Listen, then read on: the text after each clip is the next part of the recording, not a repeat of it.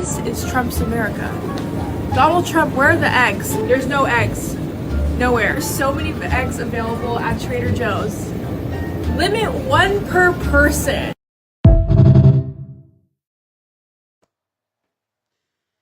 What's up, guys? Welcome to another episode of The Good Faith Show. I'm your host, Andre Morton, and The Good Faith Show is only exclusively on the ATP Network. You can catch the ATP Network on YouTube, Rumble, Twitch, and Twitter. And I have some shameless plugs for you guys. Be sure to follow the ATP Network crew on the bottom of your ticker right there. Left Indy, Liz, and myself. And also, too, I keep forgetting to add Michael's name, aka Left Indy, to Red Note too. He got a Red Note as well. I think his is just Michael, but I'm gonna double check. Next time I'm gonna add his name. Follow us on Red Note. Yeah, like really at this point, I'm streaming on Twitter, but I'm not like Red Note is just on another level. Like everybody's so nice. Like I haven't got trolled or nothing. Like people ask me legitimate questions. Like now credit on Red Note. Now they do like kind of like some of your content. I guess they not really like they don't really like push it out like the others, but it's a good platform. And it's nice for the Chinese to let us go on Red Note and spread our propaganda on there, because our content is propaganda as well. Like, yeah, we know sometimes when we think of propaganda, we think of what the shit Fox News and CNN do, but our propaganda is more logical than theirs. Theirs is just from the State Department. So yeah, follow us on Red Note, and also too, y'all. I know I keep saying this, but like the video.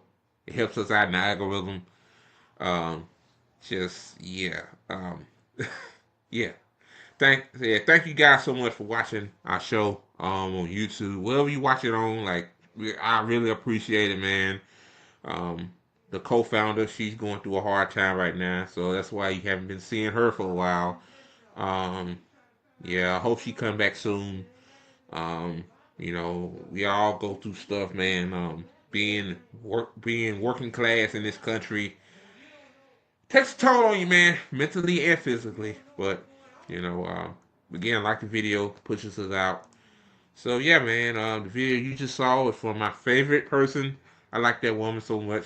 She be telling the truth. I know a lot of people say like, well, Donald Trump, eggs, Donald Trump ain't the reason why we have an egg shortage. I get what you're saying, but again, like, don't forget the guy made promises saying he's going to lower food prices.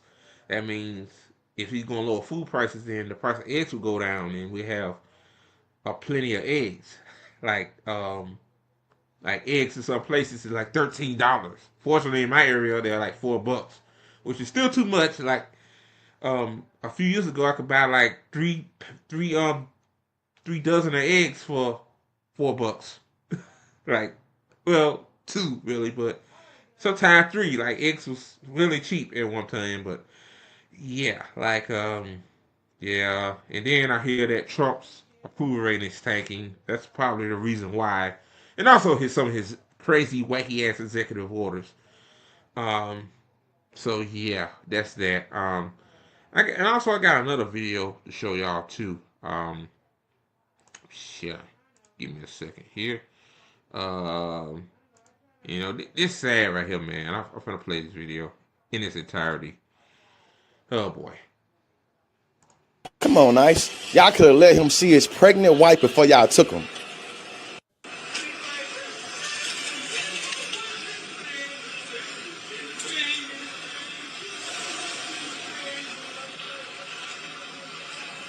You hear him cry out and say he just want to see his pregnant wife, and they not letting him. Now, this is supposed to be the party in the country that's all about uniting families and all about making sure the American dream is accessible for everybody. But this man is crying because y'all breaking the family apart. You feel me? As a black man, made me think about how much my ancestors probably went through traumatically when they were having their kids taken away from them because it did not benefit the empire. Watching that clip made me think about my grade school lessons about the Anne Frank diary and what the Germans did to her people. They were literally stripping them away, sending them places, and they never seen their kids again. A lot of times we talk about how black people have these unique names, Aquanisha and all this shit right here. The reason why we had those names is because exactly what happened in this video.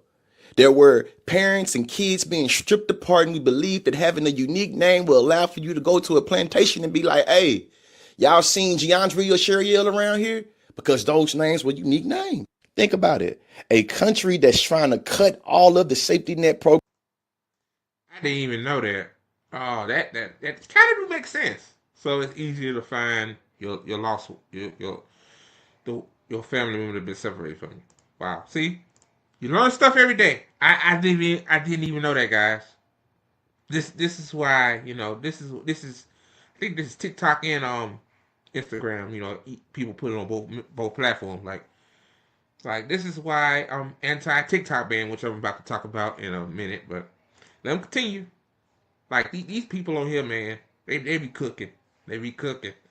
And I share their stuff too. Like, for y'all follow this guy. Programs that will help single mothers because they got to have a man in their home. It's deporting fathers that want to be in their kids' life, all in the name of mass deportation and carrying out your political agenda. Man, and watching that clip made me think about 12 years a slave when Solomon was taken away from his kids, and he had to really settle with thinking, I might not never see them again. Yeah. So yeah, man. That's why I say on Twitter, if you follow me on there, so I say abolish ICE. I mean, like, abolish ICE. Like, they stripped the man away from his pregnant wife, about to have a child, and Lord knows where they're gonna take this man to, Gitmo, or or some other country. I think Colombia now taking in immigrants. Like this shit should even happen. Like, United States, man. Like, we thought these first 3 weeks of this clown show was horrible. Down the road, man, when our food prices is shit, we think we're paying $4 for a thing of eggs now. Wait until vegetables and stuff prices go up with them next, because the same people they taking away are the ones that are harvesting the vegetables for us, building our homes. Like, we know homes are high defaultly because the real estate lobby and the real estate agencies, they just buying up all the homes. BlackRock, Vanguard, they buying up all the homes. Like, but it finna quadruple in price, right? Because the immigrants that build the homes, they ain't going to work or they getting deported. So yeah, man, like, I feel bad, man. Like, seeing these stories, man, just it depresses you. It does. It's hard sometimes to have a smile on your face, man. Like, just knowing, like, shit just getting real. Like, when Trump won that night, we did a live stream on ATP Network, election day live stream with me and that guy from Canada, and Liz.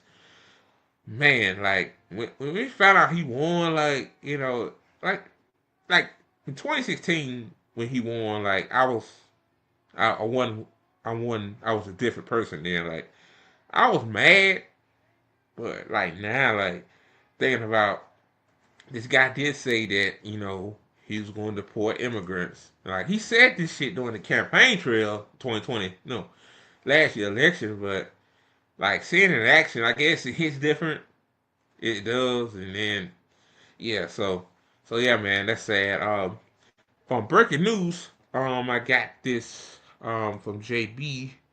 Unfortunately, some of you follow me on Twitter may know that I helped JB with him going to Seattle for work straight back with Sharma Sawan and Jill Stein supposed to be there too. But apparently JB can't make it. So I'm gonna read y'all his Substack. And also follow his Substack too. I'm gonna put the link to his Substack in the description below this video. It's right here for to make it bigger. He said, canceling my Seattle trip. This is from yesterday. It says, so I'm going to have to cancel my trip to Seattle. Oh, hold on. I ain't even share the screen. Lord have mercy. I'm sorry, y'all. Oh man, I'm going too damn fast. It says, so I'm going to have to cancel my trip to Seattle. I don't see myself getting out of the hospital earlier than Friday. This hurts. Oh man, he was in the hospital. Damn, what was in the hospital last? I know last week. I think it was mid last week. Wow. Um, I really want to go, but this infection hit me at a bad time. Poor JP, man. It says I'll be making sure to refund everyone who donated to me. What sucks is that my ticket is non-refundable. Of course, airlines do that. So I can only get a credit. As someone on a fixed income, that's money I don't have. We need to have a conversation about these airlines and how they scam us. Yes, they're scamming us big time. Um, he said, unless someone knows how to get a full refund for a round trip plane ticket, I'll be walking around with a credit for a trip. I wanted to go to include our voices in this conference and join many others who are pushing for a worker-centered system that makes our lives and the lives of our youth a more dignified one. We need equity, equality, and real justice for all of us, and I will continue to be a part of it. I'd like to thank Dr. Jill Stein and Shama Sawant for personally inviting me to this conference, and I hope we can meet in person and break bread as fellow workers celebrating and building community. So yeah, man, that's sad. I was helping him raise money for it. He didn't ask me to help him. I just me as a nice guy, and JB, he put me and Liz on his show. We were real new at the time last year. So yeah, man, it's unfortunate. Like, poor guy. Like, I'm pretty sure he was gonna have a good time. Meeting the people that want to change the system. But yeah, man, some of you might not know, so that's why I shared that. So yeah, man, it's unfortunate, man. Like, shit just happens. It just happens. Yeah, like, I made plans and they never seem to work. So yeah, I'm about to get to my first story now. All right, guys. Stories like this, man. Uh, it makes me real sad because when you are poor and working class and you basically are under duress, and sometimes you have to do things that are quote unquote illegal to survive. And this woman right here, she had to do what she had to do. This is from what is from WREG. It's a from Memphis, Tennessee. It says, excuse me, guys, man, I'm sleepy. It says, woman banned for Walmart says she stole meat to feed kids.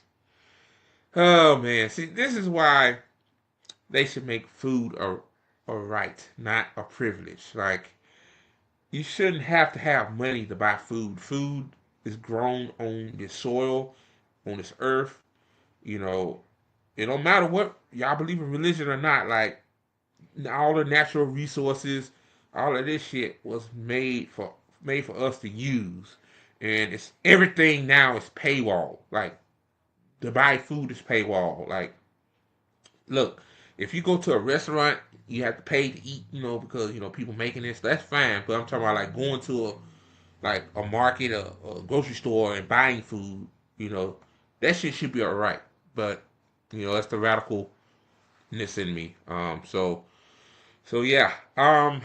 It says a woman who's, let me make this bigger. This be so small. Okay. It says a woman who says she tried to steal meat from Walmart in Paragould, Arkansas to feed her 5 children has been sentenced to 36 months of probation. Letitia Davis was already banned from Walmart when she was caught shoplifting at the Supercenter on West Kings Highway last October. I guess that's in Memphis. The arrest came just 3 months after the Truman woman was accused of leaving her three kids, aged 1, 3, and 5, and said that a hot house without food. Yeah, like that wasn't cool. But again, it's like her house was hot, So apparently her utilities was cut off, so she couldn't have AC. Like, yeah, I don't think, the woman tried to feed her kids. I don't think she's trying to neglect them. I'm just saying, like, oh man. I have a story too. Like, my mama, like we was poor at one time. Like I remember, we didn't turn the air conditioner on till it get real hot. And the South is very humid and stuff, shit like that. So, even if it's the sun ain't out, the humidity is high, it feels stiff. It feels, uncomfortable. And, them fans were blowing, and it didn't do no good. But eventually we had to cut the AC on because I'd probably be dead. So, I mean, that's growing up poor, man. Like, you just have to do things. What it says here, let me continue. They talk about that. Yeah. It says body cam footage showed an officer finding only milk in the fridge. Yeah, I mean the woman. Yeah, that's why the woman was trying to get meat. I mean, wow. Like they kind of like I understand like this is local news and they always try to make a certain amount of people look bad, but yeah, like that's why. Let me continue. It says temperature inside the home on Mildred Avenue was over 90 degrees.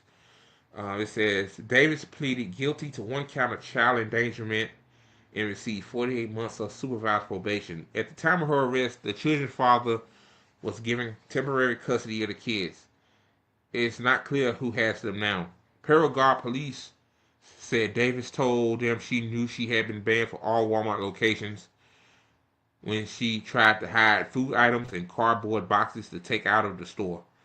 It says investigators said when they asked her why she needed to steal all that meat, she said she had 5 kids to feed and times have been hard. Yeah, like they said that they found only milk in the refrigerator and the house was 90 degrees. Um, like, and then now you shouldn't leave a kids in the house in a 90-degree heat. Now, yeah, that's a little excessive. But again, it's like got kids to feed, and when you desperate, you do desperate shit. You see what I'm saying? So so yeah, okay. It says now this is another person. Wow. It says Davis isn't the first person in the Mid South recently banned for Walmart stores nationwide. It said it says alleged serial shoplifter banned from every Walmart in the United States. It says Ashley Cross, 37, was arrested earlier this month after she allegedly tried to steal $137.34 worth of items in self-checkout line at the Walmart on Elvis Presley Boulevard in Memphis.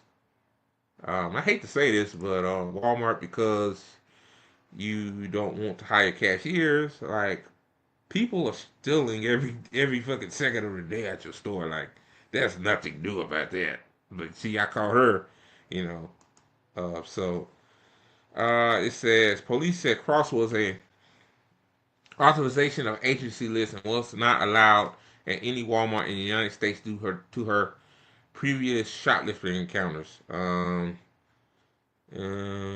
So yeah, that's all I'm gonna stop right there, man. I didn't mean to read that far, but yeah. I mean, it wasn't intentional. I mean, like you don't want to steal. I'm talking about that first woman with the 3 kids. You don't want to steal, but the system has you under duress. Maybe she tried to ask her family for some money and they don't have it because they poor as well, or like, I mean, like it just, I guess a slap on the wrist, 48 months of probation or whatever. But oh man, this system needs to be fixing, man. This is why food needs to be right, so that you don't have to steal meat from Walmart or any other grocery store. You just go and get what you need to get. Or until we get to that point, mutual aid, like maybe have some pantries, with food and people can go to the pantry, get what food they want. She needs some meat, she needs some vegetables. But yeah, man, like, yeah, system needs to be fixed. Okay, guys, be sure to like the video. It helps us out in the algorithm. We're growing slowly, but for surely. So hit that like button. Um, so all right, guys, another story. It says, like, we all knew this why they banned TikTok. Like, everybody knew. Like, but it's good to get reaffirmed, reassured of why they did it. Like, when you was little, your parents always told you, you should not lie. Don't lie. Lying is wrong. Tell the truth. Truth sets you free. Somebody tell you how they look, the dress, a woman said, "How I look in this dress?" You might not think they don't look good in it. You lie and say they look good in it. You can slide with that. But our government supposed to be accountable for the people, and they said the reason why they banned TikTok because of China, which China is not a threat to the United States. They just they want us to not like China along with them, you know.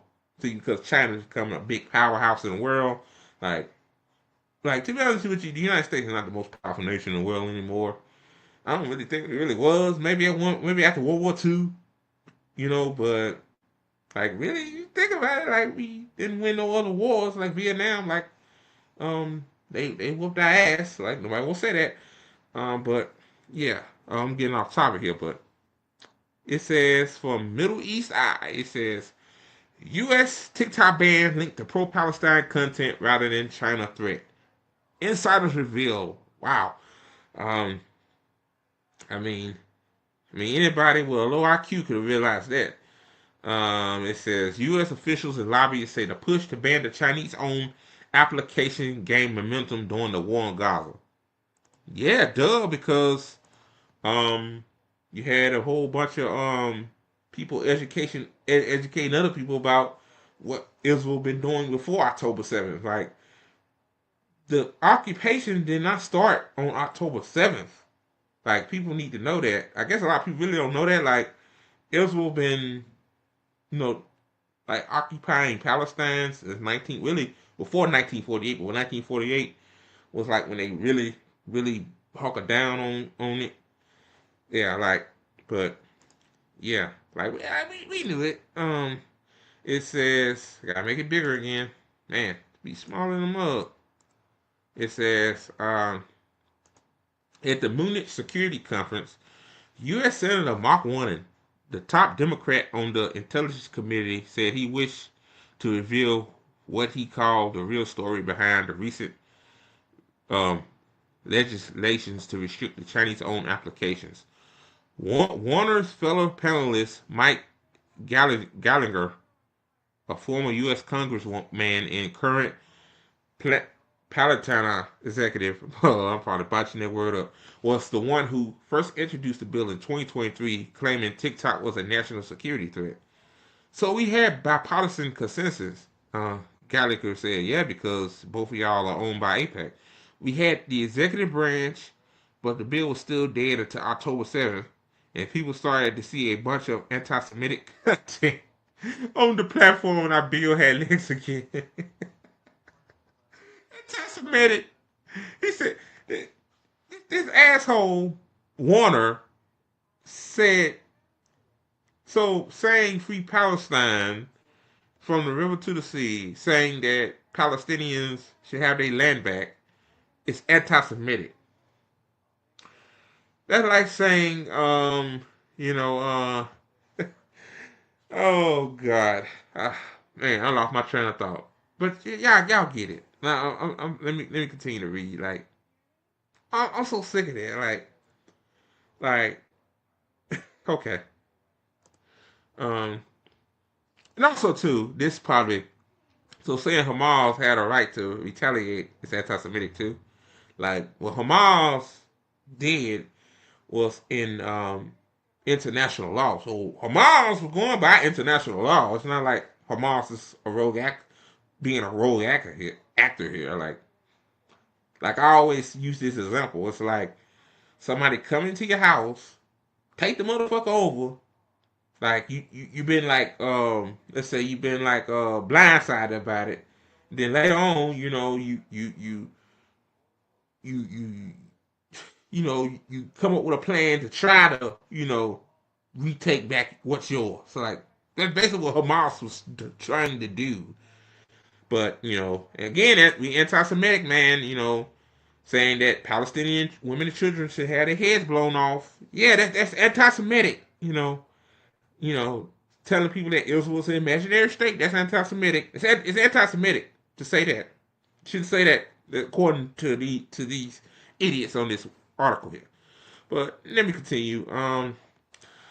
It says, according to the independent journalist Ken Klippenstein, this case follows many reports of Israeli officials and lobbyists telling anyone they could in Washington about TikTok's effect on young Americans' public view of Israel.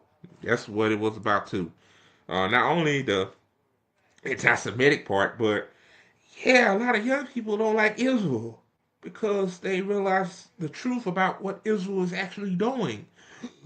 Like, yeah, yeah, like, APAC don't like that. You said lobbyists. So they're basically APAC lobbyists, basically.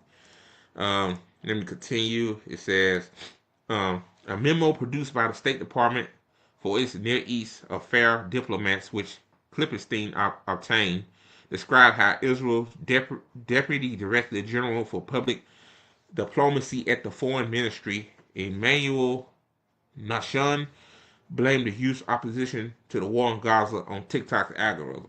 Yeah, TikTok algorithm, yeah, it pushes out your content pretty good. Like, see, the problem is that, yeah, like TikTok actually was pushing out until now. Like TikTok now is different. I'm pretty sure to get it back, I'm pretty sure that TikTok ByteDance has made some concessions. Obviously, like you don't get shit back for free. Like you have to do something to get it back. But before, TikTok was banned initially. Like, yeah, like people, intellectual people was posting facts about Palestine, what fuck Israel was doing, and a lot of millions of young people saw it. And people like, hey, this shit is wrong. Like, they might not agree with Hamas did on October 7th, but they say they see why they did it. You see what I'm saying? I have to put it like that. Yeah, like that's what it was. Like TikTok push out, like, hell, to be honest with you, you can like stare at a damn wall and TikTok will push it out like 8. Like you get like 100 views on that motherfucker. Like yeah. Like yeah, TikTok, that's how it really should be. But see, YouTube, Facebook, especially like the Meta, those two platforms, like if I make a video talking about Gaza, like that video dead in the water. I noticed that. I'm talking about in terms of like clips. But if I talk about, let's say, TYT or Jacob Anna or Crystal Ball or some shit like that, they get a couple of hundred views. Like, see, anything that's not against the grain, like, yeah, they'll push it out. But yeah, so I'm gonna continue to read. Let me see. Damn, there you go. Lost my mouse for a minute. It says, Nahshon disagreed with Russia's assertion that the United States and Israel face a major credibility problem as a result of the unpopular war on Gaza. And also, too, about the war on Gaza. It's a genocide on Gaza, not a war. Like, come on, man. Like, Gaza does not have a government structure. like, I hate that they say war. It's not a war, it's a genocide. Let me continue. The memo read, the Israelis seem oblivious to the fact that they are facing major, possibly generational damage to their reputation. Oh yeah, Israel is done. Like, yeah, Israel's done, bro. The economy crashed. Yeah, not just in the region but elsewhere in the world. The memo added that Nashawn said the youth public opinion was shifting because the TikTok algorithm favors Palestinian content. I wouldn't say it favored it, but I will say like people was looking for it. People was just looking for it. Like type in Palestine, type in Gaza, you know, you know, like yeah, like they don't they want you they want young people to look at CNN, MSNBC, Fox News for their news because especially Fox News like they call pro Palestine protesters terrorist sympathizers. So yeah, um, yeah, that's where we at with that.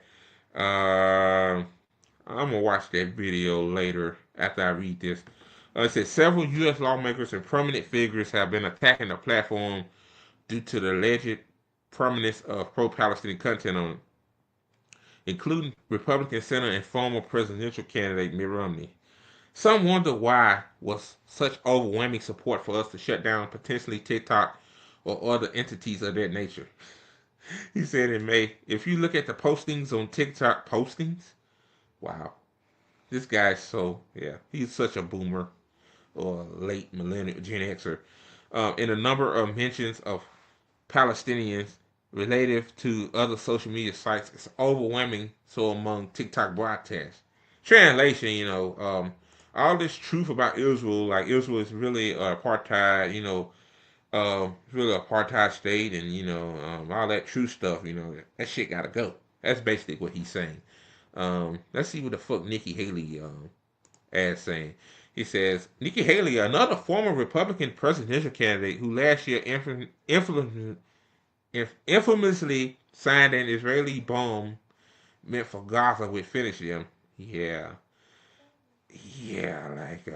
yeah, her presidential career is over. Like you signed a bomb that finished them on it. Yeah.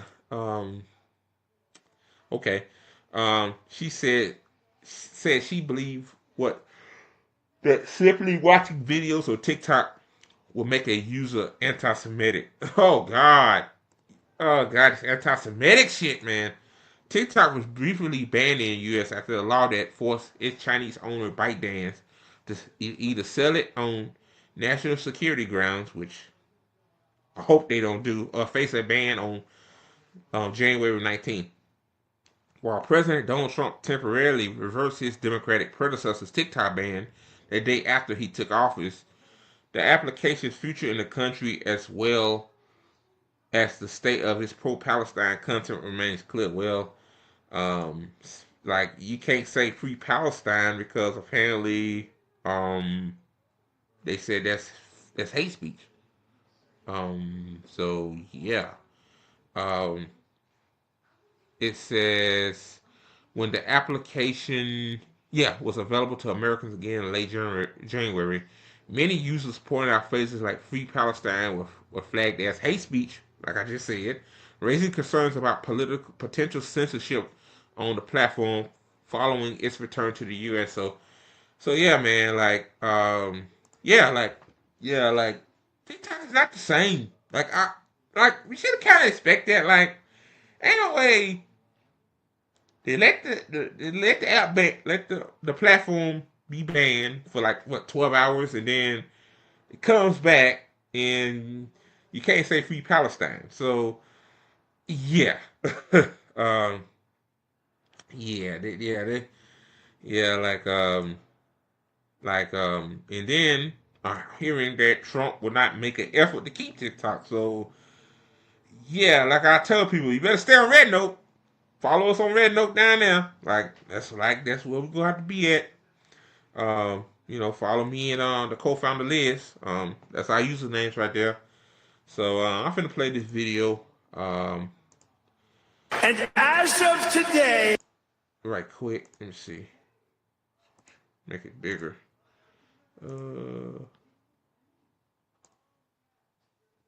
Here we go.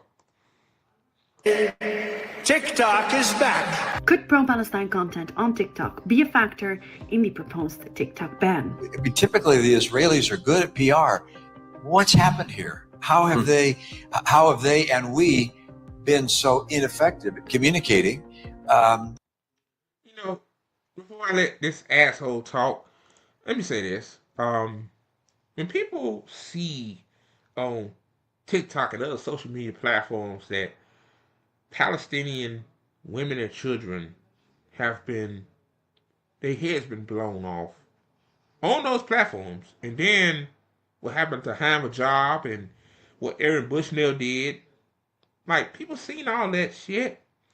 Not shit. Y'all know what I'm talking about. You know, I'm a cusser. Y'all, they seen all of that stuff, and they said like, wow, like the Palestinians are good people. It just Israel's the bad people. Like it's not TikTok. It's just common sense. See what I'm saying? It's common sense. Like he's saying that Israel is good at propaganda. Well, yeah, it's not working. Yeah, you got a few Zionist freaks on social media, bullying pro-Palestine people. You know, calling them out their name and stuff like that. Wow, oh, so hurt. But yeah, man, like, I let it continue. Jeez Louise. The realities there and our point of view. On Sunday, a new US law banning TikTok came into effect for around 12 hours, with this message showing up. The move was reportedly over concerns for user privacy and national security. If you look at the postings on TikTok and the number of mentions This guy said postings. Oh God. of Palestinians relative to other social media sites, it's overwhelmingly so among TikTok broadcasts. So I'd note that's of Man, it sound like my mama, man. Like, you seen the postings on Facebook the other day, Andre? I have my mom be saying like the broadcast. Oh God, man, jeez, please, I can't. Like, you can tell these motherfuckers don't know what in the hell. Never mind. real interest, and the president will get the chance to make action in that regard. Some US politicians have said that the app spreads anti-Israel propaganda.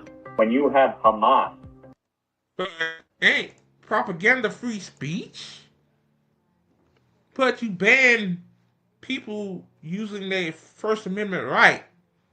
Like TikTok, Twitter, Meta, all of those platforms are public squares. Because, because young people, they say young people, but really people of all ages can see what the hell's going on. Like, express their feelings about Palestine. They supported the Palestine people. Why, what I'm saying? Like, you're taking their free speech away. But, yeah, man, like, yeah, it's wild. Iran, China endorsing these protests, it speaks volumes to the absurdity of them. It also highlights exactly why we included the TikTok bill in the foreign supplemental aid package, because you're seeing how these kids are being manipulated by the kids. Oh, the kids have been manipulated by these Hamas sympathizers. They're supposed to be on Israel's side. See, it was the opposite. Well, TikTok should be on here. See, TikTok was okay when people were doing dances on there and lip syncing, like acting scenes on movies. Like, that's okay. Like, yeah, no problem with that. But, when you start putting all the fun shit away and start being serious and start supporting your Palestinian brothers and sisters, then those people that speaking truth to power are anti-Semitic and it's anti-Israel propaganda, and China's allowing it, and no, not China not allowing it. It's just common sense. Again, like common sense. I just, yeah, like if these were Ukrainian babies getting bummed, I gotta watch what I say on YouTube. Jesus, boy, I'm pretending like I'm not on YouTube. I gotta watch what I say. Y'all know what I mean. Like, if this was Ukrainian children you know, you know, that war was typically unpopular too, but yeah. Let me continue, man. Holy crap. By certain groups or entities or countries. Congressman Mike Lawler, together with former Representative Mike Galler, introduced the Protecting Americans from Foreign Adversary Controlled Applications Act, which includes the TikTok ban. Galler wrote an article called "Why Do Young Americans Support Hamas? Look at TikTok." While Mike Lawler described People are not supporting Hamas. It's not even about Hamas. It's about dignity, like human decency, not to kill innocent women and children. It's not about Hamas. Oh God, oh God. I can't with these people, man. Like, but I'm glad the cat is out of the bag, though. Like, threat China. That's why we banned TikTok. No, it wasn't that. It wasn't that. It was this. What's on your screen? Free all Palestinian political prisoners. Um, that's a base sound right there, though. Like, but again, like we like people know what the deal is, man. Like this ain't nothing new, but hey. the pro-Palestine campus protests as motivated by, quote, outside paid agitators and activists. And they aren't the only ones. Nikki Haley, a former presidential candidate who signed an Israeli bomb with "Finish Them," declared that simply by watching TikTok, users... You see why she's not president right now, right? Trump full of shit too. I guess, this joke of a ceasefire got done because of him, I guess. But yeah, like, see what I'm saying? Like, if it was a Nikki Haley versus Kamala Harris, like, genocide. See what I'm saying? But could become anti-Semitic. Well, I will be the first one to say Americans should not weigh in on who is the head of Israel. We just need to support Israel regardless of who the head is. Many of these politicians that are against TikTok receive significant donations from pro-Israel lobbying groups. Bingo. That's it. That's it right there. AIPAC is the American Israel Public Affairs Committee. And they didn't start out as a PAC in the sense of a political action committee, but now they have a political action committee. Ostensibly, it's a group of Americans who lobby on behalf of Israel. AIPAC is one of the two most powerful lobbies in the United States. For every 30 minutes that someone watches TikTok, every day, they become 17. Like, all these people, this Karen right here on your screen, those other two poops, like, they are AIPAC simps. They simpletons. Like, you think they came up with the idea to ban TikTok? No, AIPAC came in like, yeah, we don't like this platform. Facebook and YouTube, okay, like, they suppressing that, pretty sure, but yeah, we don't like this TikTok right here. We don't like them spreading this pro-Palestine content. So can you, like, make a... can you get a bill passed to ensure, ensure that gets banned? Which he did for 12 hours, but yeah, like, and also too, why is AIPAC not listed as a foreign agent? Like, AIPAC, like, it should be a foreign agent. It's not. Like, it's just a lot of red flags right here, but let me continue. 15% more anti-Semitic, more pro-Hamas based on doing that. One of the biggest backers of the TikTok ban is the Jewish Federations of North America. They've praised the move, accusing TikTok of spreading anti-Semitic content. This is the same group that has dismissed reports by Amnesty on Israel's apartheid practices and donated millions to organizations like Zaka, the group who is behind the false claims of the beheaded babies. In response, TikTok released a statement pointing out that all anti-Semitic and Holocaust denial content is immediately removed when flagged. It gets even stranger. Anti-Semitic content has skyrocketed on X since Elon Musk's takeover. In fact, Elon Musk himself has faced criticism for appearing to promote anti-Semitic content. Yet there's no movement to ban X. We're hearing... Yeah, I know, right? Hey, yeah, you got the damn owner of X doing a damn Nazi salute, which was originally the Roman salute, and you don't see no bill passing to ban that.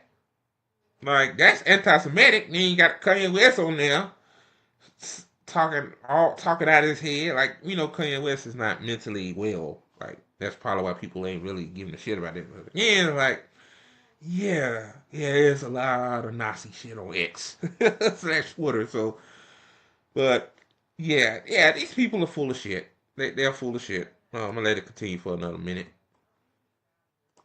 Reports out of Bloomberg that Elon Musk might buy TikTok. Meta has been accused of silencing Palestinian voices for years. Most of my content, my stories, and my posts are being actively removed from Instagram.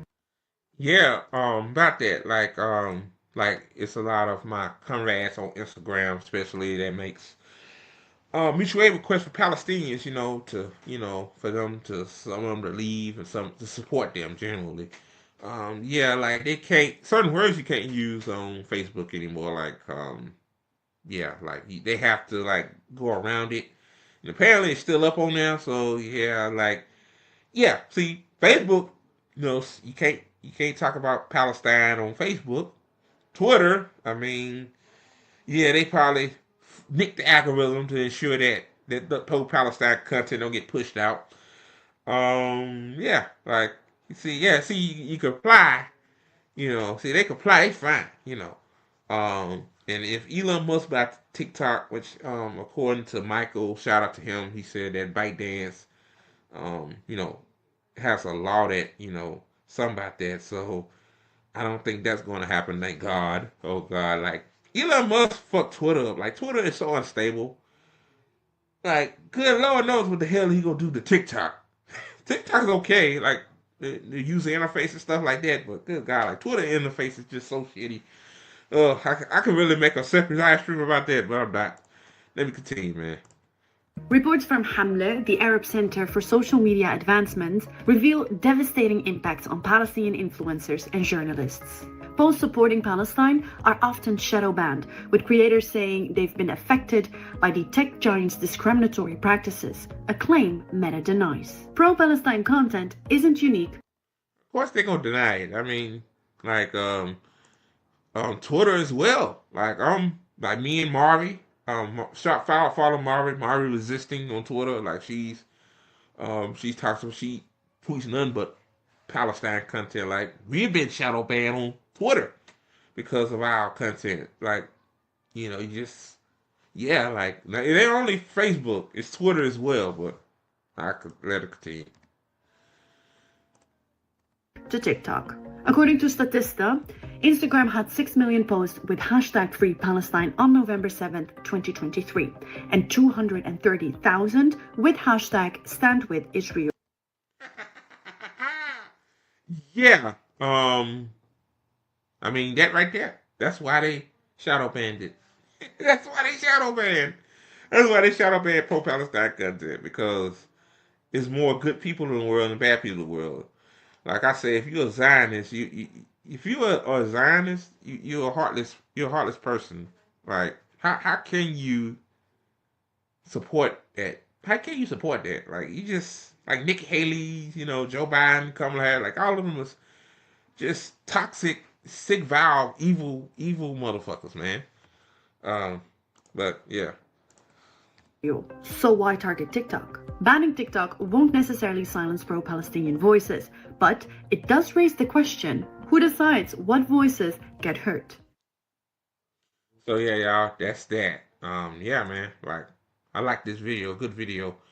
Yeah, it wasn't about China. They want you to think it was about China. It was about pro-Palestine content. Like they wanted TikTok to become like Facebook or Meta and censor pro-Palestine content. Elon Musk, you remember? He said you could say from the river to the sea, Palestine would be free or your account would get suspended. And yeah, see, they was on board with it, but TikTok decided, no, let's leave it alone. It's not anti-Semitic. Doing the Nazi salute, yeah, that's anti-Semitic. You know, why, I mean, but so yeah, we know the real truth. Um, okay, guys, so on to the next story. Oh yeah, guys, before I get to this last segment of the video, be sure to hit the like button. It's free. It don't cost you a damn thing. So it supports us. And thank you guys for watching us, man. Like y'all can watch other better content. I know I'm not that great at this. I'm trying. Like that's why hopefully Liz and Mike can like really take over for me. Like I just focus on, making sure that, the videos are up on platforms and all that stuff. But I don't mind talking either, but I want more of the voices on here. So hit the like button, man. That supports us in the long run. So last topic I want to talk about here is these people on your screen, along with Chris Hedges. They worked at big tech. They basically, exposed the dirty tactics that their employers did. Which it's good to hear the truth from people that actually work inside of these places. Um, so yeah, I thought this would be interesting. I'm not going to play the whole thing because it's 30 minutes long, and also support Chris Hedges. Follow him on YouTube. Type in Chris Hedges YouTube channel and it'll pop up. So he does amazing work. So yeah, I'm gonna play this video and break it down. Let's begin with you, Tarek, and then we'll go get everyone else. Let's talk about your own attempts to challenge this perversion of information and what happened to you, and then all of you have similar experiences. I think you represent 3 of what the 5 largest tech companies in the United States, probably in the world. But let's begin with you, Tarek. Yeah, I mean, so I think one thing to start off with and make it extremely clear is that this suppression did not start after October 7th. Wow, so he's from Apple. Okay, his name Tarek. Okay. Yeah, I just, looking at that. Okay. I personally faced suppression for supporting Palestine in January of 2023 when I was wearing a Palestine flag pin on my lapel. Been wearing it like... I'm going to say this. I give credit to anybody. I know Liz talked about Palestine before October 7th. I know RBN. All of those guys talked about it. It's good to know that the occupation happened before October 7th. So yeah, even Dwight Howard, he tweeted "Free Palestine." He was an NBA player. He retired now, but he said "Free Palestine" on Twitter, and he damn near lost his job because of his livelihood for saying "Free Palestine" on Twitter. Using his free speech. And I hate when people say we don't have free speech. I hate when people say we have free speech in this country. No, we don't. no, we don't. All right, guys, let me get to that. For months at that point, and a Zionist couple complained about it. And my managers, and this goes to show kind of like discrepancy between like people, like the people we work with every day in the corporations. My managers were super supportive. Even though the Zionist couple wanted to force me to take it off in front of my manager. My manager was like, no, we're not going to do that. He ran the line up to HR. HR had a call with legal. HR and legal came back to me and said, wearing the pin could be considered, not that it is, but it could be considered by customers to be political solicitation and had to be removed. That's when I first realized, like, oh, what's going on? And then... So wait a minute. So if you wear an Israel pin, shouldn't that be the same thing? I bet if you wore an Israel pin, they would not make a big deal about it. But see, see, a double standard. Yeah, or he wore a Ukraine pin, same thing. For example, I bet wouldn't be no big deal, but because he's on the right side of history, let me continue. I can pause this every 3 seconds, but I know y'all want to watch to see what they got to say. So October 7th happened. 2 days later, Tim Cook emails the entire company with a headline stated Israel, advocating for sympathy for the loss of innocent civilian life and like niceties towards team members that may have lost families or have people in the area. Over a year now of this genocide, and Apple has not acknowledged any Palestinian suffering in the same way. And what that has prompted me to do is in March of this past year, I helped co-found an organization now called Apples Against Apartheid. It's an organization dedicated to advocating that Apple stands up for Palestinians the same way that they were able to stand up for Israelis, and shedding a light into Apple's complicity in Israel. And we had over 400 plus customers, we had over 400 current and former Apple employees sign an open letter demanding that they at least say something. And it has not really done much. Executives see our movement. I was explicitly told when I sent an email on October 10th responding to Tim Cook's October 9th email, I was explicitly told by my own manager that Tim Cook read my email. Tim Cook nor any of the executive teams did not feel like I was worthy of the respect to respond to. Completely ignored our requests. When the community Slack channel was shut down after the Zionists were coming in and harassing and mass messaging people, we had 3 community chats with executive leaderships over the course of 6 months. No response. They did not bring the channels back. And what it has now evolved to is this past weekend, Black Friday weekend, we Apples Against Apartheid organized the second mass coordinated protest against Apple stores worldwide. We had protesters show up in over 12 cities in 10 countries to advocate that they end their silence, not just on Palestine, but also in Congo, because this is a global movement. This is like all of our struggles are united. And we shut down the store on Black Friday weekend. We shut down the flagship in Seattle. We had a die-in. We chained ourselves to the table. And I think we will continue to move forward and as much as we have to, because they, like many other companies, see these movements. They recognize what's happening. They've had conversations with many of us. They acknowledge that what we are asking them to do, which is be equitable, stand up for social justice, which is what you're marketing for, and they continue not to. And so for Apple, we will continue to bring the fight to their doorstep until they actually stand up to their so-called claims of social justice and racial equity. Explain what's happening in the Congo and why. I mean, I think you are very prescient to raise that. Yeah. issue, but explain why, and then also explain your own firing. Absolutely. So the reason that we Apples Against Apartheid worked with Friends of the Congo to bring awareness to make those glasses, whether it's Microsoft for building the chips for their servers, right? They all use minerals that are mined directly from Congo, and there are artisanal scale mines where cobalt and other minerals are found, and they're mined by civilians, children, women trying to feed their families because they get a paycheck for being able to bring these minerals and sell these minerals.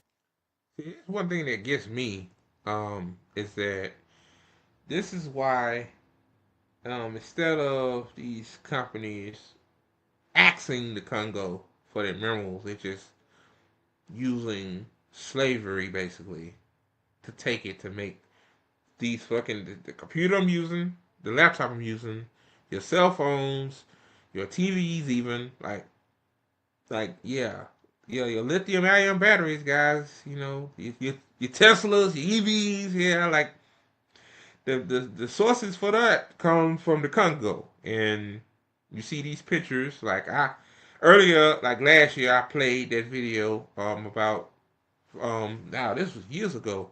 The BBC went to the Congo and did investigative journalism about what's really happening there. Man, it's sad. I'll let them continue a little bit more. Let me see. I'll let them continue a little bit more. I want to get to everybody explaining why they don't work this off. But what's happening is The mines are dangerous. They collapse in and of themselves, and these corporations use third parties to extract these minerals, and then that's then sold to them. And they don't want any business in the actual mining, the problems of the mine. So they use third party sources to come in and check. Go, are your minerals conflict free? Which they aren't. There are armed groups.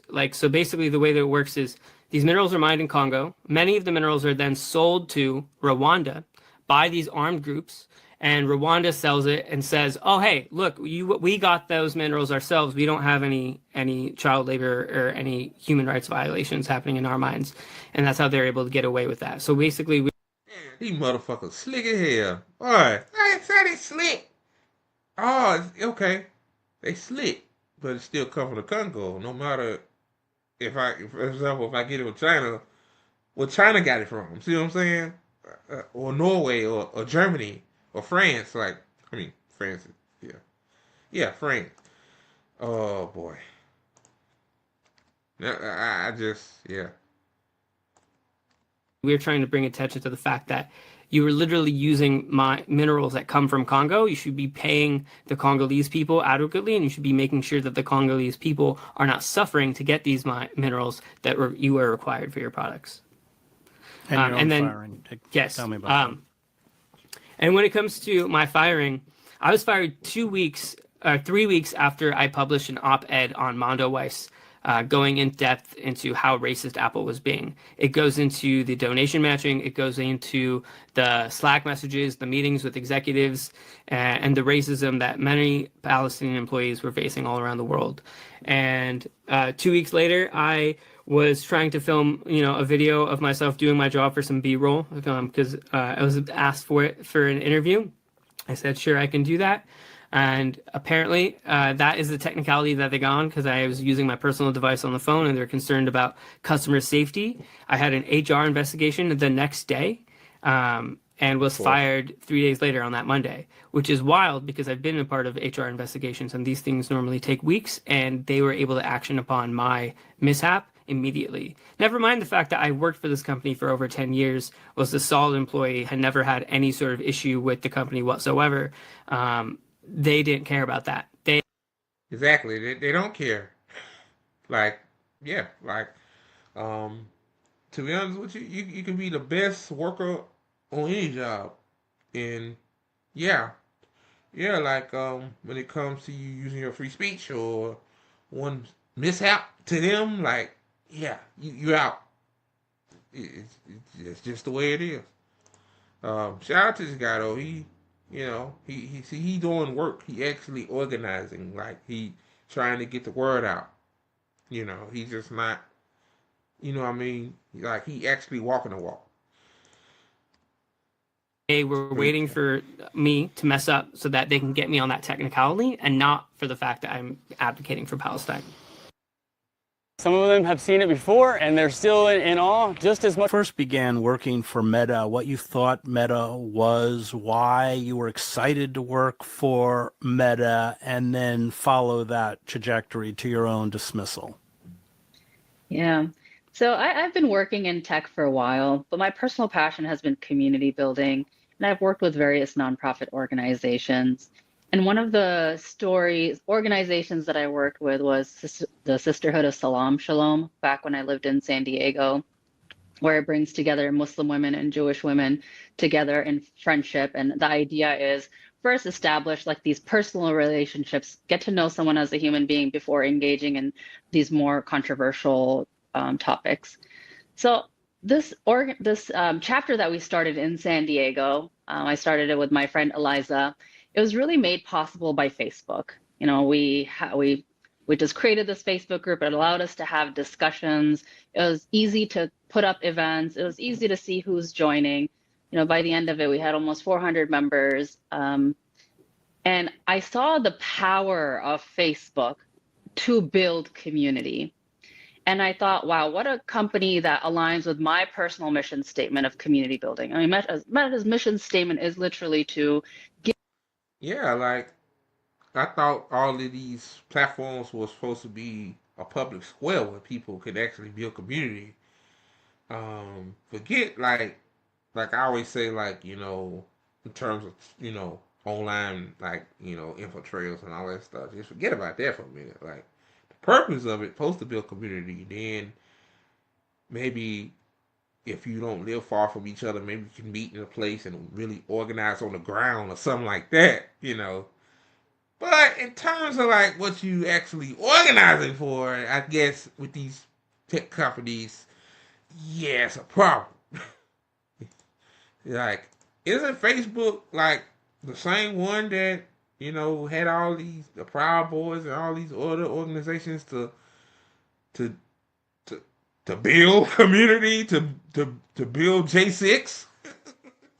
I hate bringing it up because it's really a nothing burger to me, but it happened on J6. But yeah, like same thing, like come together, for to build community on mutual aid or Palestine or anything like that. But I let it continue.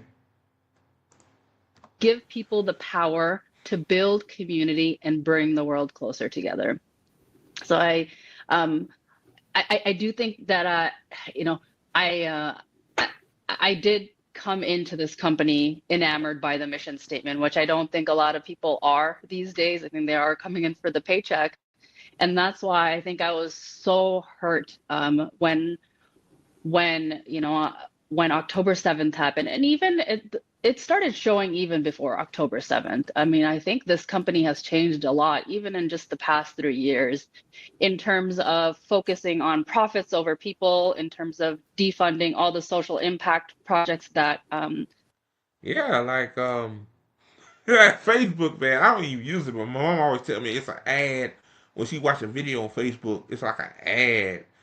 Like depending on how long the video is, like every few minutes, like yeah, like yeah, yeah. When it comes to the money, maybe at first Facebook wasn't so bad, but over time, when the profits start flowing, it becomes it always profits over people. Like, I mean, it's like that with every company, social, big tech, big box stores, Amazon, yeah, all these places. It's no big difference, but that'll continue. That I had actually initially joined for. I wanted to join the social impact team. They started defunding all those. They started defunding DEI. They started rolling out all these new products and just focusing on numbers. Like, just get as many people to view content as possible, not really caring about what are we even building here? What are those real connections that made Facebook so popular in the beginning? So yeah, I think there's just it was a very harsh awakening for me in terms of what I came to do versus this realization, oh my God, this company is causing far more harm in the world than it is good at this point. And talk about what happened to you in the end. Yeah, so my personal story as it relates to Palestine advocacy during, so at the start of all of this during October, a lot of us employees started noticing all of these issues of Palestinian content suppression on our platforms. I mean, and then, at that point you had Human Rights Watch releasing a 51-page report. You had Senator Warren and Sanders have written multiple letters. And most importantly, we had our own circles, our own friends reporting on Instagram, like, what is happening? My content is being deleted. So we tried to raise these issues internally. We tried to speak to product teams. We tried to talk to leaders. And then we noticed our own posts internally, so in our employee resource groups, were getting deleted. Now, these were simple messages like, hey, I heard that my colleague here lost family in Palestine. I want to offer my condolences. The post would get deleted. Somebody said, How quickly? Very quickly, like same day. It started same day, it started off slowly, but then it would just get into like minutes. It would be gone. People saying, I'm concerned about the human rights crisis that's occurring in Gaza, deleted. I would take very contrasting posts. Like, I would see posts that were talking about the Holocaust Remembrance Day, for example, and I would just take the exact same verbiage and replace it with the Nakba, and my posts would get deleted.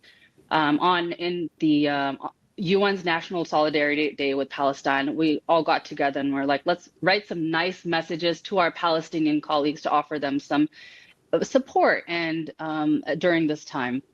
And we wrote about simple things like I wrote about a hip hop group that I came across in Gaza that was teaching children hip hop to keep up spirits, or talking about, Palestinian food, Palestinian clothing. All of these posts were taken down almost immediately. Wow. So, That's wild. I decided at that point to help write a letter because Wow. I bet you, I bet either there's no reason or the reason why it was taken down because, hate speech, anti-Semitic, for writing nicely worded posts to your Palestinian brothers and sisters. Yeah. But in the United States, free speech, and also, I don't want nobody coming in here saying, well, Facebook and Twitter, like, they are private companies. They could do whatever they want. Yeah, but again, like, what about the terms of service, though? Like, how is writing nicely worded things to Palestinians? How does that violate terms of service? Because usually, if they take down your content, that means you violate terms of service. So you can't explain that to you, can't see? So I get you. What they say, don't get them in the wash, get them in the rinse. Well, there you go, right there. All right, here we go. I felt that this was happening kind of in a vacuum. Our posts were getting deleted. I was like, I don't know who else is knowing that this is even happening. So I helped write a letter addressed to our leaders to raise these concerns and appealing to them to please pay attention. And I helped circulate that letter, collected over 450 signatures. When Meta leaders found out about it, they told me to take it down immediately. And when I did not comply within a very short time period, they disabled my system access. So they did not allow me to back into any internal Meta systems for 3 months, put me under investigation for 2 of those months without any insight into what they were even investigating, and deleted the letter, including going into employees' trash cans and deleting the letter, and never addressed the contents of that letter, which I will point out is a very direct violation of worker rights to organize, according to the NLRB. So after 3 months, I did start posting on social media. Yeah, I hope this woman, man, some lawsuits need to be coming. Yeah. And you look into that about lawsuits, man. Yeah, like, see what I'm saying? Like, see? Wow. Media about my experiences. I wonder if that scared them a little bit, but they did they could contact me after 2 months. They're like, okay, the investigation is over. You can come back, without, again, providing me any information on what were you even investigating for that long. So I came back, continued my worker organizing. At this point, I do feel like I just had a target on my back. And what I was ultimately fired for was I made a personal copy of a 47-page report that employees had voluntarily put together to summarize the issues of Palestinian suppression on our platforms. And this was, again, not a work report. This was just us trying to summarize what we'd already been discussing for the past few months. And imagine, like, doing 9/11, let's say we had Facebook, Twitter, Instagram, and people, had the internet like it is now. We had internet back then, but it wasn't as intuitive as it is now. And people were saying that, maybe 9/11 was an inside job. Maybe the United States planned for this to happen, to give an excuse to invade the Middle East. Yeah, you think they suppressing us over pro-Palestine content? Yeah, they'll definitely suppress us over that. Like, at that time, a lot of people were more patriotic. Like, even like Liz herself, she'll tell you herself, like, hey, when that happened, like, before we knew what we know now. Yeah, I was like that. I like, damn, man, that was fucked up. Like, these people over the Middle East, man, Al Qaeda, man, like, but I realized, but I didn't know at the time that Al Qaeda worked with the members of Al Qaeda worked with the CIA. See what I'm saying? Like, that's why we said 9/11 was an inside job. Like, Same shit. Like, say things that they don't want you to say, things that they don't want you to say. Yeah, you get fired or suppressed. Like, I just thought about that while she was talking. Like, same logic. Apply the same logic to that time period. They said it was data exfiltration. They said I was putting employees at risk because there were some employees' names on there. Never mind that we're putting actual Palestinian lives at risk by suppressing this information. Yep. And they conducted an investigation. They fired me. After they fired me, they threatened to sue me if I didn't delete any information I had on. You'll be back. Emus can't help people. Since then, I've just been advocating expression of Palestinian content and Meta's support of the apartheid regime through its. This isn't so much talked about, but Meta is also providing data to the IDF. In the last 6-month report, it was shown that they responded to. Did I hear that? I'm not surprised though. And you know what else? I'm not surprised. It was, yeah. I think Twitter doing the same thing too. Yep. Twitter doing the same thing too. I just heard. Yeah. I heard that before. Like, they're literally like, no. I think Twitter is providing information to the Israeli government. So, yeah. See what I'm saying? Like, they don't want us talking about pro-Palestine content. They don't at all. And Google as well. Ain't Google servers providing Israel? So yeah, that kind of do make sense. Why your stuff gets suppressed? That makes sense. Big tech. 1,067 data requests by the IDF, for which they complied with most of the requests, and the number of data that they provided to Palestinians, 0. So I still feel a very strong connection to Meta and like the responsibility I have to do what I can to hold it accountable and raise awareness that we need more public pressure and more accountability for how Meta is violating digital rights. Data requests, like for instance, give me an example of what the IDF would be asking about. So that's the issue. They don't disclose what the actual information is. I had posted internally in one of the product work groups raising this issue that the public and even employees deserve to have transparency on what is the data that is being shared. And they deleted my post. They just want to suppress it. They want to claim that they're transparent because it is publicly available on their website, which they call Meta's transparency portal. They disclose the number of requests. They don't tell us what. Yeah, Meta's transparency portal for us to like not tell you everything we fucking do. Like, isn't Facebook the worst? Yeah, Facebook is the worst platform in terms of your data. So I'm not surprised. I'm really not surprised. Yeah, it would be nice to know, Meta. Like, what data are you sharing to the IDF? Like, oh boy, actually was in those requests, which is the crux of the problem. There's no transparency. There's no transparency with Meta. Well, one would assume that this is personal information about Palestinians. Would that be a correct assumption? If they don't tell us what's in it, we're going to assume that.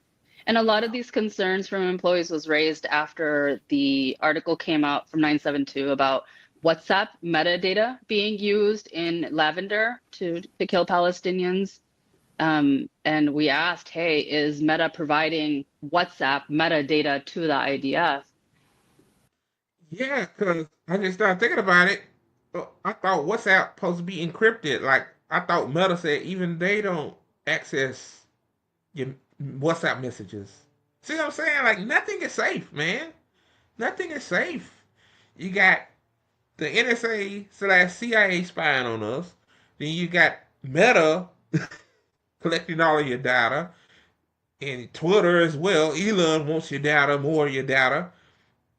Like, none of these platforms are safe, man. Google doing the same thing as well, too. So, none of these platforms are safe. Um, like I'm not surprised. Like, yeah, that kind of do make sense. Hey, Palestinian communicating on WhatsApp, asking for help or whatnot. Let's take that Palestinian, send it to the IDF, so the IDF can geotag them people and the dude knows what to those people. So, oh, it's a mess. Like Sabbath said, I say it's a mess. And again, if you're not transparent about what it is, the public is just going to be left assuming the worst. Hassam, you were the latest to lose your job, October. Maybe you can talk about your own experience. Sure. I mean, I think I want to also echo what Tarek was saying earlier, that this does not really start on October 7th of last year.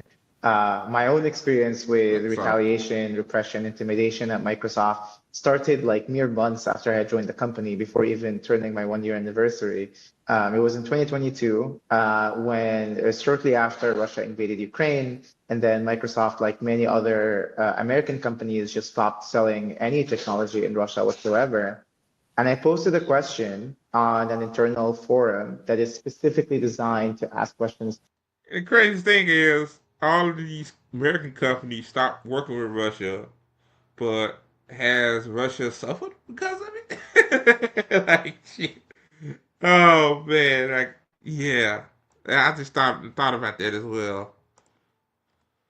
To leadership during a regularly scheduled Q&A, and I praised Microsoft for taking a principled stand for international law, for human rights, and for applying its own policies that it commits to uphold human rights around the globe.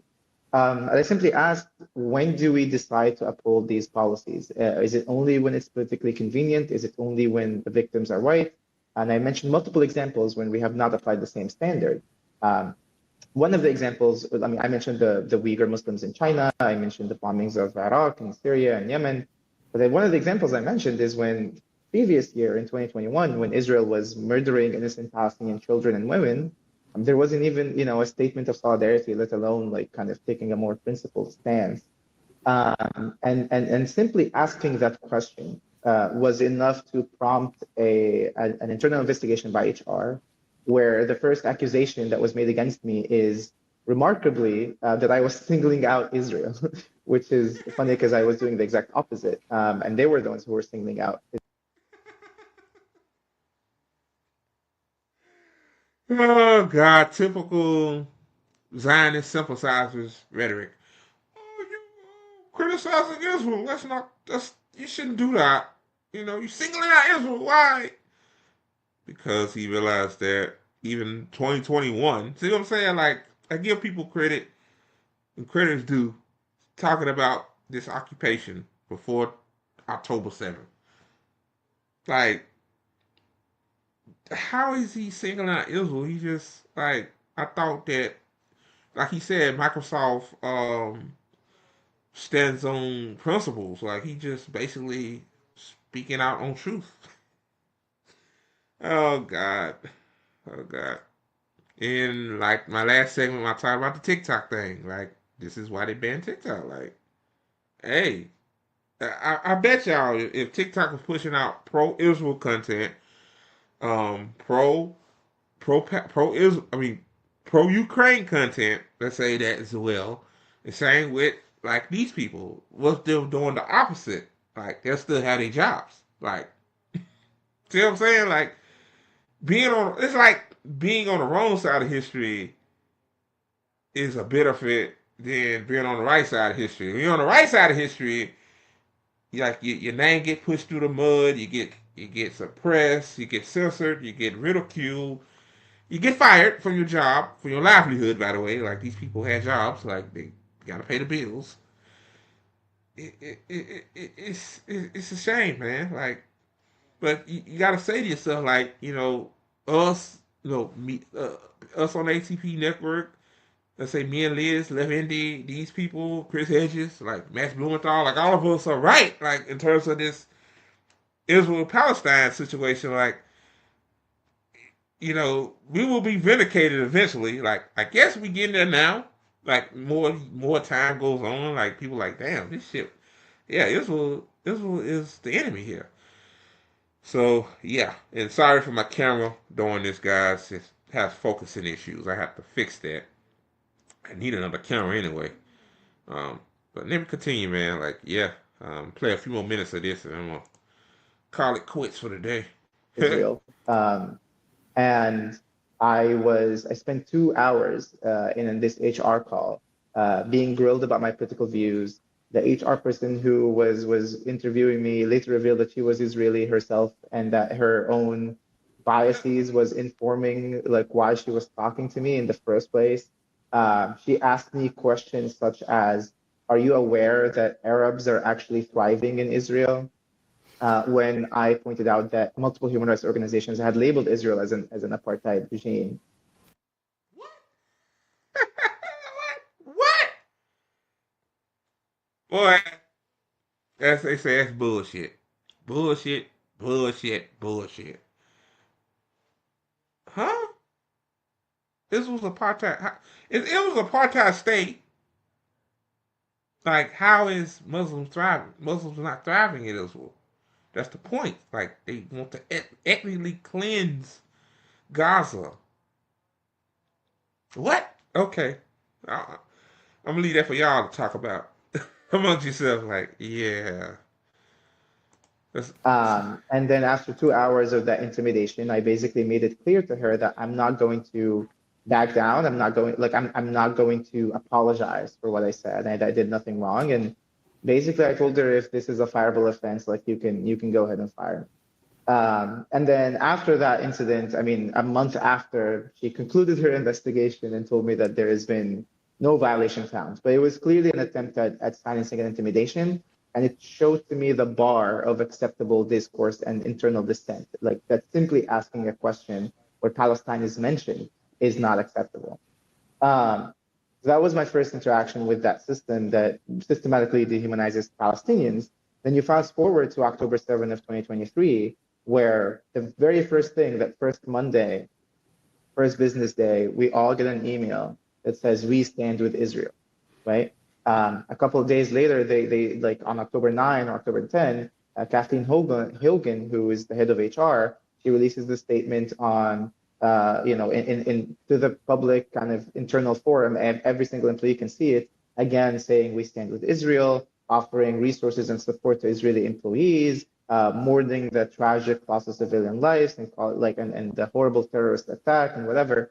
At that point, already hundreds of children had been killed in Gaza. Not a mention of Palestinians at all. Not a mention of Gaza, of Palestine, of the brewing genocide at the time. There was one sentence where she even mentioned Palestinian employees, and she said, we have Palestinian employees who are concerned for the safety of their loved ones and condemn these terrible acts of terrorism. That was the one sentence where Palestinians were even mentioned. And then myself and many others started calling out the double standard and the hypocrisy and simply saying, why do the Palestinian lives not have value in this company? If you think what happened in Maui, North Carolina, and simply, like Tarek was saying, simply asking them for equal recognition, simply asking them to even, like in the Benevity portal, in the donation portal, they had a big banner with the Israeli flag that says, "We stand with Israel," and encouraging employees to go and donate to Israeli organizations. And then that's wild. That's crazy. Oh man, like, yeah, like, Palestinian lives don't matter to these companies. No, we stand with Israel. It's like all of these companies, man, are just infiltrated with either APAC sympathizers or pro or Zionists. It's just same thing, really. But like, wow, like I'm pretty sure these people are seeing the same things we are seeing. I think, yeah, it's a double standard, like he said. It really is. It's always a double standard in everything. Like I said, like it comes to the point in time where like, man, like damn, like all of these companies are pro Israel. Like Apple, Microsoft, Star. I remember, people boycotting Starbucks, Pepsi, Coca-Cola. I think, um, KFC, Pizza Hut, like all these places. But damn, man, like tech as well. Like Facebook, like damn. It like it come to a point in time where I might have to just use Linux or something like hell. Like like hell. I hope Linux ain't part of ain't pro Israel, but holy shit, man! Like I'm just running out of words to say because yeah, I'm gonna let this play for a few minutes. Then I'm gonna get my final thoughts. This is wild, man. Why weren't there not even, donations for the Palestinians promoted in the same way? And obviously, all these conversations, all these questions went nowhere.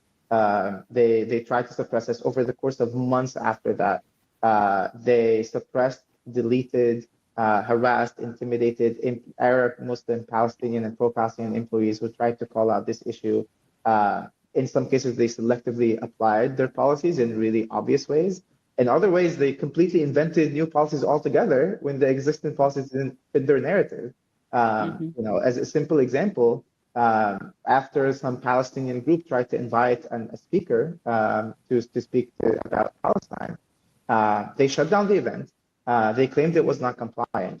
They put a 90-day pause on any employee group hosting any event until they come up with new guidelines for these communities.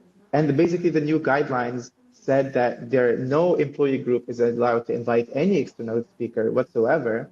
And even more ridiculously, they even prohibited any sort of events that they deemed educational.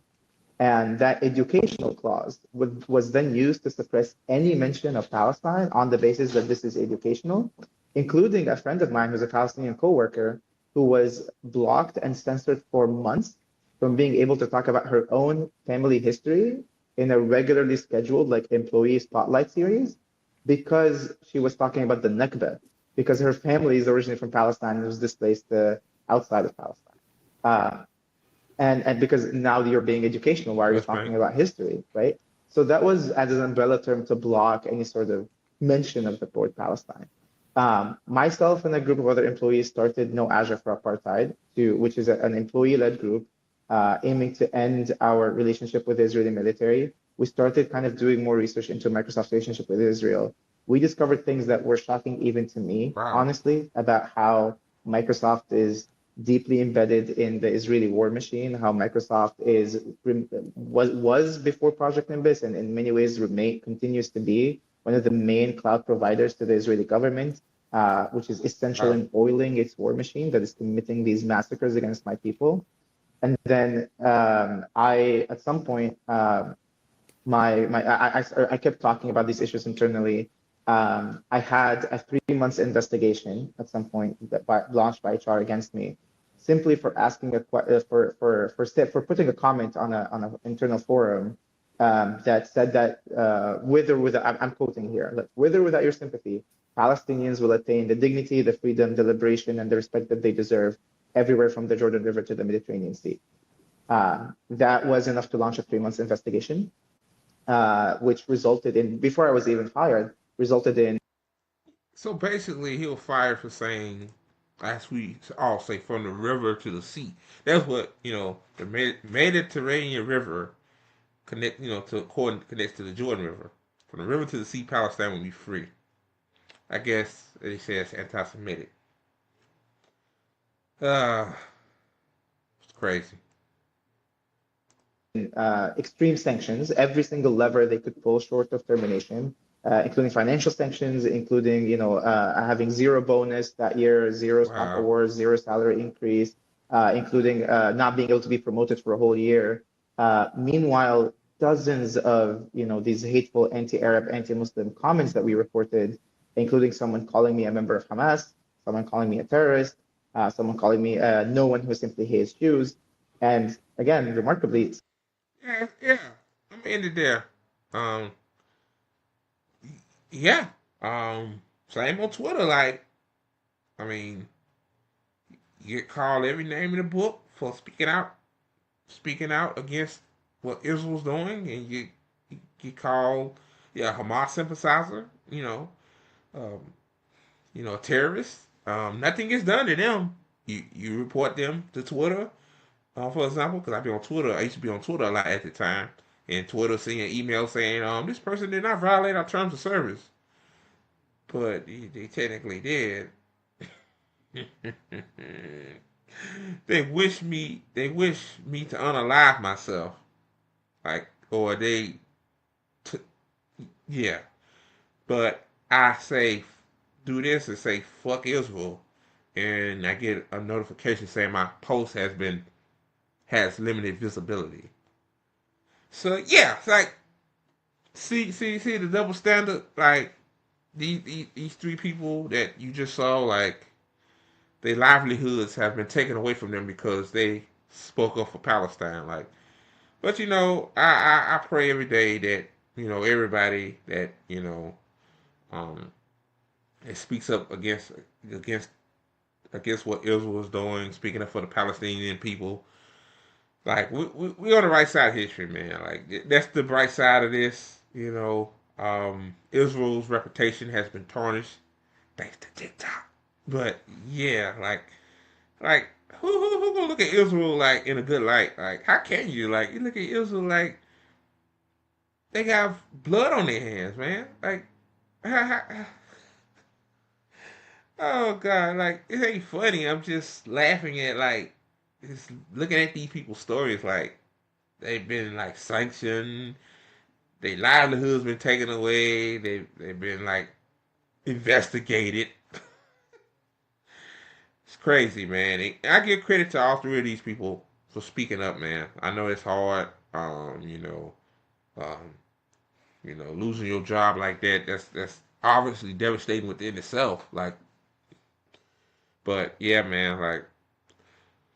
Okay, guys. So wow, that's the show. I hope you guys enjoyed it. Be sure to like the video.